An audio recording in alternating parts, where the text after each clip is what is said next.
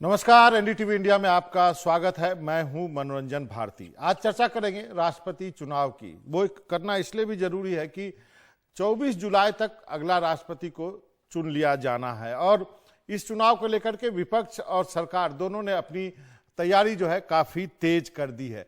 सबसे पहले आपको बताता हूं कि इस राष्ट्रपति के चुनाव में वोट कौन डालते हैं, यानी निर्वाचन मंडल क्या क्या होता है।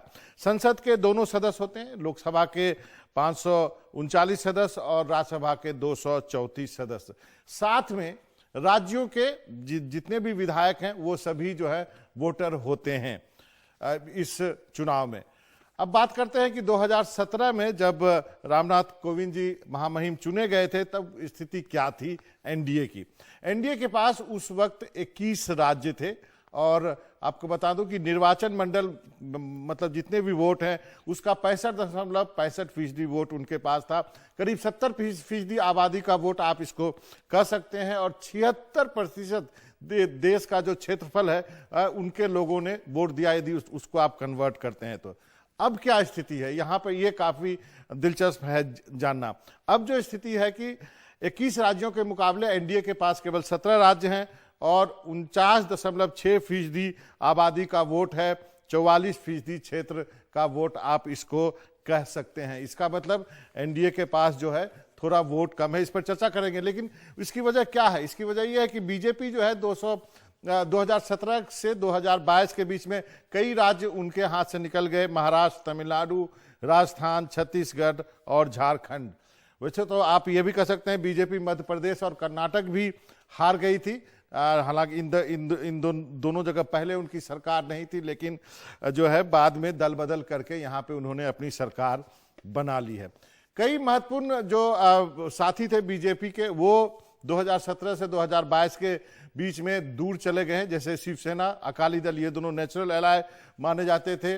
तेलुगु देशम और पीडीपी, जिसके साथ मिलकर के जम्मू कश्मीर में उन्होंने सरकार बनाई थी। एक और चीज हुआ था 2017 में कि जेडीयू ने, उस वक्त जो है जेडीयू एनडीए का हिस्सा नहीं थी, लेकिन उन्होंने रामनाथ कोविंद जी को वोट दिया था क्योंकि तब वो उस समय वहां के बिहार के राज्यपाल थे। तो नीतीश कुमार ने कहा कि भले ही हम एनडीए में नहीं हो लेकिन हम अपने गवर्नर साहब को वोट करेंगे। अब स्थिति क्या है यहां पे ये जानना जरूरी है। बीजेपी के पास विपक्ष से कुछ कम वोट है, यानी 48.9% वोट है बीजेपी के पास या कहें सरकार के पास, जबकि विपक्ष के पास 51.1% वोट है, यानी 2.2% वोट जो है वो कम पड़ रहे हैं सरकार या बीजेपी की बात करें तो। अब ये वोट आएंगे कहां से, इसके लिए भी सरकार ने तैयारी कर ली है, क्योंकि आपको बताऊं बीजेडी के पास 2.9% वोट है, वाईएसआर कांग्रेस के पास जो है 4% वोट है और टीआरएस के पास 2.2% वोट है।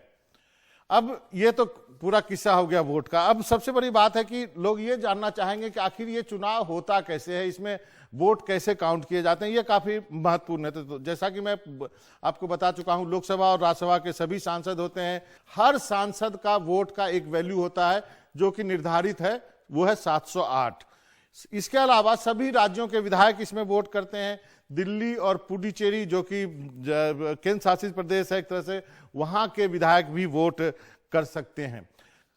अब है कि एक विधायक का वोट कैसे मापा जाता है, यह काफी महत्वपूर्ण है, क्योंकि हर राज्य के विधायक का वोट अलग अलग होता है। यदि मैं ऐसे ही एक आपको जानकारी के लिए बताऊं तो विधायक का वोट होता है राज्य की कुल जनसंख्या, यानी किसी भी राज्य की कितनी जनसंख्या है उसको राज्य के चुने हुए विधायक की संख्या से और उसको 1000 से आप गुना करेंगे तो उस राज्य का वोट मिल जाएगा। जैसे कि उदाहरण के तौर पे मैंने एक आंकड़ा लेकर के यहाँ पे आपको समझाने की कोशिश की है कि यदि आंध्र प्रदेश में की जनसंख्या यदि इतनी है तो इसको यदि वहां पे 175 विधायक हैं तो 175 गुना 1000 से करके भाग दे देंगे तो जो संख्या आएगी वही एक विधायक का वोट होगा।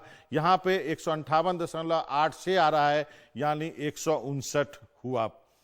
सबसे महत्वपूर्ण जो है उत्तर प्रदेश है, क्योंकि इतनी बड़ी जनसंख्या है, वहां के एक विधायक का वोट जो है 208 है और सबसे कम जो है सिक्किम के एक विधायक का वोट जो है वो महज 7 है। और निर्वाचन मंडल में 543 सांसद हैं, राज्यसभा के 233 सांसद हैं और 4120 विधायक हैं, यानी जो पूरा इलेक्टोरल कॉलेज है वो 4896 का होता है। इतने लोग जो हैं इसमें वोट करते हैं।